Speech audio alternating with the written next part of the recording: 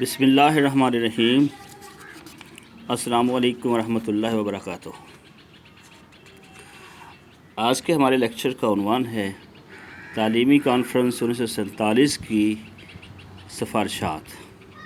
یعنی آج ہم پڑھیں گے کہ تعلیمی کانفرنس جو 1947 میں منعقد ہوئی تھی اس میں کون سی تعلیمی سفارشات پیش کی گئی تھیں۔ جیسا کہ ہم پہلے پڑھ چکے ہیں کہ وزیر تعلیم نے کانفرنس کے شرکاء کو جو تقریر کی تھی وہ جیسے ہی ختم ہوئی تو تمام شرکاء کو 10 سب کمیٹیوں میں تقسیم کر دیا گیا اور ان کمیٹیوں کے ذمے تعلیم کے مختلف شعبوں کی ترقی کا جائزہ لینا اور بہتری کے لیے سفارشات پیش کرنا تھا۔ تو ان کمیٹیوں نے اپنی رپورٹیں پیش کی اور ان رپورٹوں کی بنیاد پر سفارشات مرتب کی گئیں اور ہم ان کا جو ہے اب جائزہ لیتے ہیں کہ وہ کون کون سی سفارشات تھی۔ تو سب سے پہلے نظریہ پاکستان کا تحفظ تھا۔ اس رپورٹ میں کہا گیا کہ نظریہ پاکستان کے تحفظ کو یقینی بنایا جائے کیونکہ قومی نظریہ قومی نظام تعلیم کی اساس ہوتا ہے اور پاکستان کی بنیاد جو ہے جو کہ اسلام اور دو قومی نظریہ پر رکھی گئی تھی، اس لیے سفارش کی گئی کہ نظریہ پاکستان جو ہے اسے تعلیم کی بنیاد بنایا جائے۔ تو پہلی تعلیمی کانفرنس میں یہ سفارش کی گئی کہ نظریہ پاکستان کو نئی نسل کے ذہنوں میں راسخ کرنے کے لیے اسلام کے بنیادی جو عقائد ہیں، اسلام کی جو بنیادی تعلیم ہے وہ بہت ضروری ہے اور بچوں کو یہ تعلیم دی جائے۔ تو سفارش یہ کی گئی کہ لڑکوں اور لڑکیوں کے تمام اسکولوں میں دینی تعلیم کی لازمی تدریس کا اہتمام کیا جائے اور ارکان اسلام کی عملی تربیت کا نفاذ بھی کیا جائے۔ اس کے بعد ہے لازمی تعلیم۔ تو اس کانفرنس نے ملک میں ہمہ گیر لازمی اور مفت ابتدائی تعلیم کا انتظام کرنے کی سفارش کی اور کہا کہ ملک میں ناخواندگی، پسماندگی اور جہالت کے خاتمے کے لیے ہمہ گیر لازمی اور مفت ابتدائی تعلیم کا بندوبست نہایت ضروری ہے۔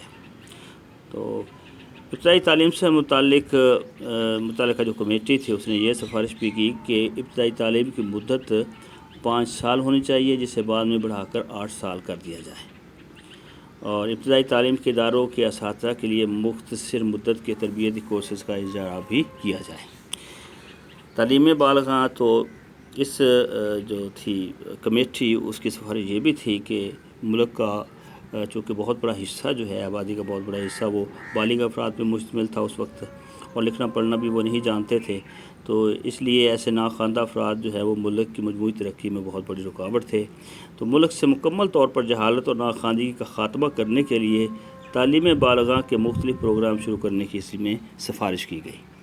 اور پھر ذریعہ تعلیم، تو پہلی تعلیمی کانفرنس جو تھی اس میں سفارش کی گئی کہ صوبوں میں پرائمری سطح تک ذریعہ تعلیم جو ہے صوبائی زبانیں ہو سکتی ہیں لیکن پورے ملک میں اردو کو قومی زبان کی حیثیت سے ایک لازمی مضمون کے طور پر پڑھایا جائے۔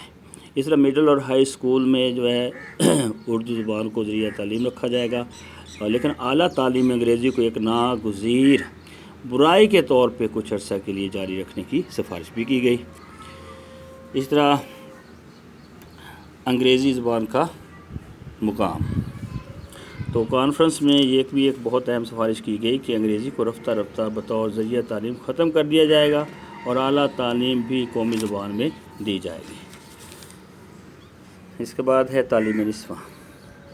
تو پاکستان میں خواتین کی شرح خواندگی مردوں کی نسبت بہت کم تھی، تو اسے بڑھانے کے لیے کمیٹی نے سفارش کی کہ لڑکیوں کے لیے زیادہ سے زیادہ تعلیمی ادارے قائم کیے جائیں اور ابتدائی جو تعلیم کے مدارس ہیں وہاں لڑکوں اور لڑکیوں کو اکٹھی تعلیم دی جائے اور کالج کی سطح پہ ان کے لیے الگ ادارے بنائے جائیں اور خواتین اساتذہ کی تربیت کا انتظام بھی کیا جائے۔ اسی طرح خواتین کے لیے الگ میڈیکل کالجز بھی قائم کیے جائیں۔